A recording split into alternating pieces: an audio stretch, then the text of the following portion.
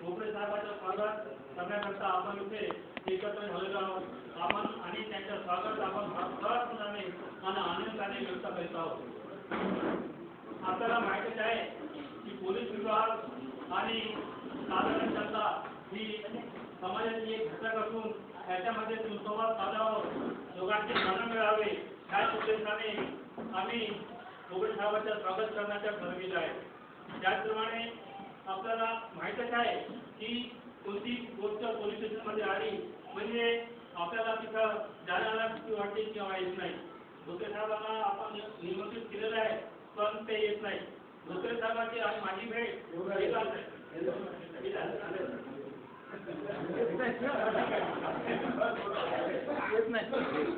माझी भेट एका लहानशा कार्यक्रमात भेट प्रकाश झाली होती। त्यांनी मला म्हटलं होतं की तुम बुजुर्ग लोग अगर आपको कुछ तकलीफ है और कुछ समस्या है तो आप पुलिस स्टेशन में सामने से 10-12-15 लोग मिलकर आए, मैं आपकी समस्या सुलझाऊंगा या आपको जो तकलीफ है वो सुनूंगा और उसके अनुसार आपको कोई निर्देश दूंगा।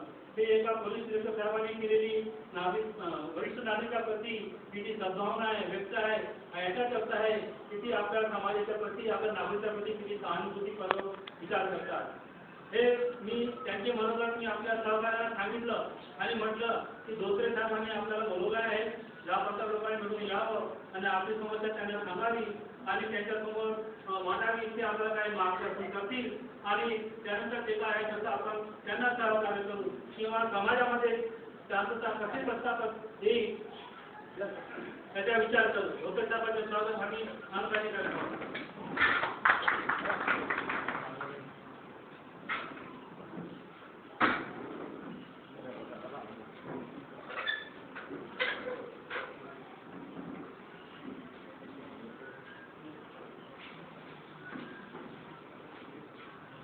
सर भोसले साहेब, मी आपल्या मला दिलेल्या वर्षाची मी आता आठवण करून देतो की आपण आम्हाला बोलवलं होतं पोलीस स्टेशनमध्ये आणि ज्येष्ठ नागरिक आहेत, सिनियर सिटीजन आहेत, त्यांच्या काही समस्या असतील त्या सोडवण्याचा केला होता।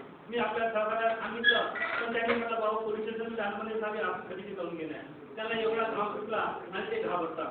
तर हे जे मुली आणि घाबरट पोलिसांच्या प्रती आहे ते दूर व्हावं हाच आमचा उद्देश होता। जनरली पाहत तर आजकालच्या वातावरणात सिनियर सिटीजनमध्ये मुख्य जो त्रास असतो ते आत्महत्यानं कलम आहे त्याचा त्रास असतो आणि डोमेस्टिक व्हायलन्स आहे याप्रमाणे जे कंप्लेंट होतात त्याचा त्रास असतो। कारण तो आता नियंत्रणात आलेला आहे की यांनी जी योग्य तपासणी करायला पाहिजे ती होत नाही म्हणून त्रास होत आहे। सरळ आरोपमध्ये बंद करणं किंवा त्यांच्यावर आरोप करून केसेस दाखल करणं हे अशा प्रकारचे प्रकार होतात। म्हणूनच सिनियर सिटीजन लोक धावत असं माझा विश्वास आहे। कारण काय आहे की गव्हर्नमेंटचे निर्देश आहे की मॅट्रिमोनियल केसेसमध्ये ज्या तक्रारी आहेत त्याची सखोल चौकशी केली पाहिजे। पण आपण पाहतो की चौकशीच्या नावावर आपण महिला सेलमध्ये आम्हाला पाठवण्यात येते तर तिथं ते 2 माणसाच्या तक्रार करता येतं आणि आरोपीचं बयान घेतात तर सरळ त्याच्यावर कलम लागून देतात।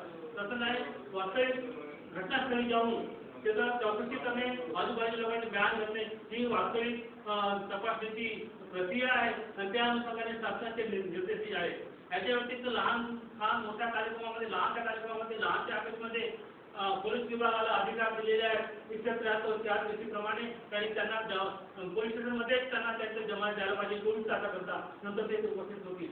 पण असे आम्ही प्रकार पाहिले आहे की प्रोव्हिजन असताना त्यांना त्यांचे अधिकार मिळत नाही, पोलीस स्टेशनमध्ये जमा देण्याचे अधिकार मिळत नाही।